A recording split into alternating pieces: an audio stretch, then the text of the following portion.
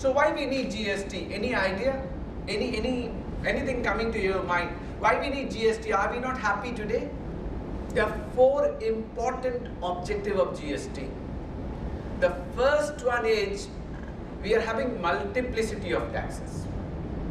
Multiplicity from central taxes perspective and state taxes perspective. When I talk about central taxes, we got custom duty, but under custom duty we got basic custom duty, countervailing duty, which is equivalent of excise duty applicable on light goods manufactured in India. We got custom cess, education cess and secondary higher education cess.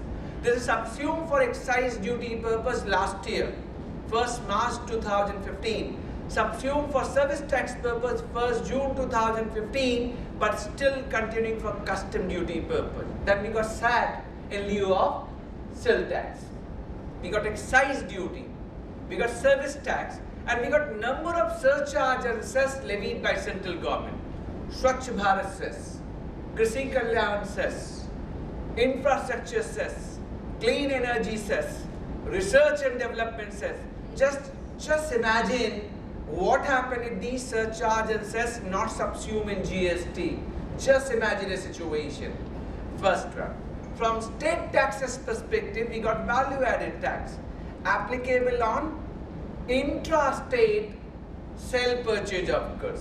We got CST is a central levy applicable on interstate sale purchase of goods. It's a central levy but administered and collected by state government. We got luxury tax applicable on hotels. We got entertainment tax, cinemas, entry tax, octroi, and LBT, local body tax. Have you heard of this name? Local body tax applicable in Maharashtra, more than 50 crore rupees. So many taxes. So this multiplicity will go away. 17 taxes going to subsume in one basket, and this basket would be called GST, goods and services tax. So 17 indirect taxes going for any businessman is the ease of business, first of all. Second, he said cascading of taxes, tax on tax. How it is applicable? Excise charged by a manufacturer to a VAT dealer.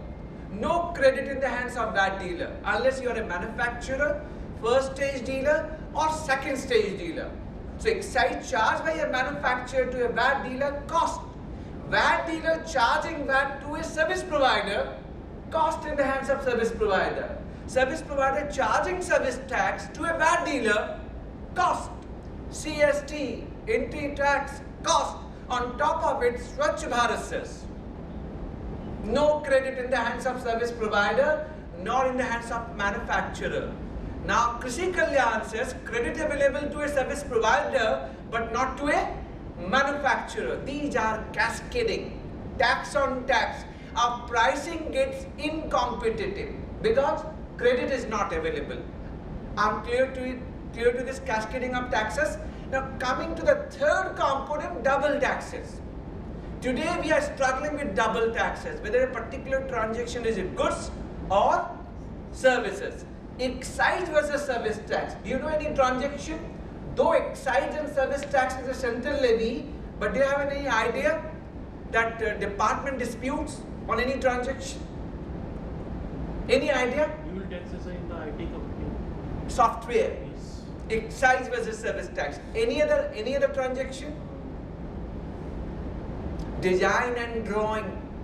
Supply contract including installation and commissioning. Excise and service tax dispute.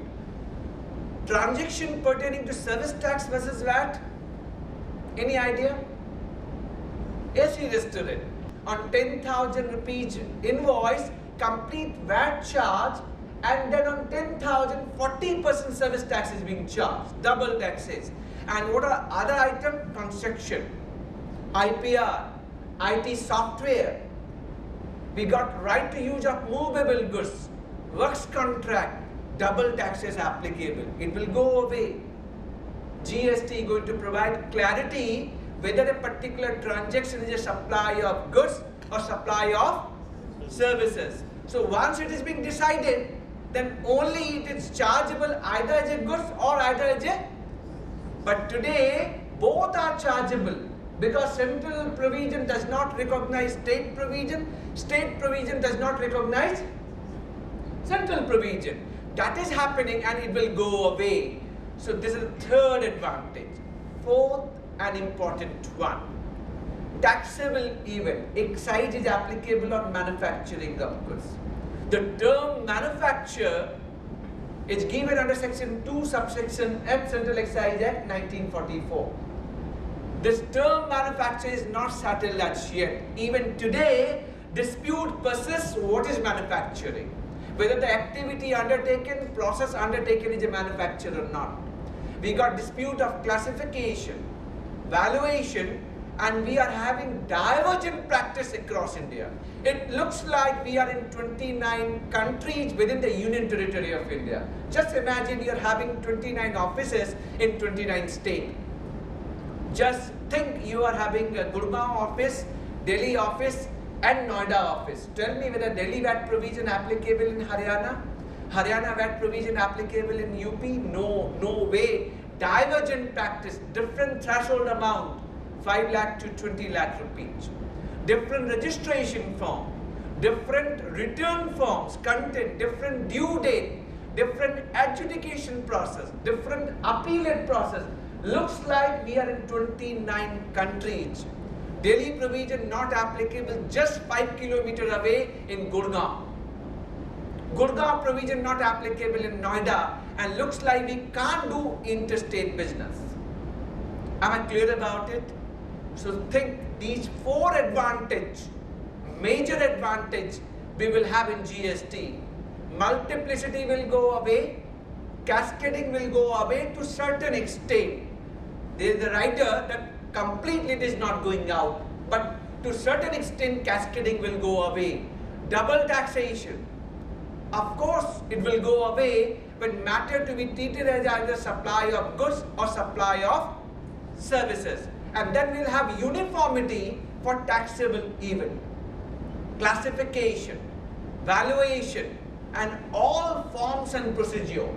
Forms and procedure, registration, payment, return filing, and the refund will get uniformity. And this uniformity, our Honorable Prime Minister is saying, one nation, one tax. The provision which is applicable in Delhi, going to be applicable all over India, in sync, in toto. So whatever provision we see in Delhi, going to be applicable from Kashmir to Kanyakumari, Delhi to Kerala, Kerala to Delhi, same provision. That is the region Honorable Prime Minister is stating GST is a one nation, one tax. So we have done the first part of why we need GST.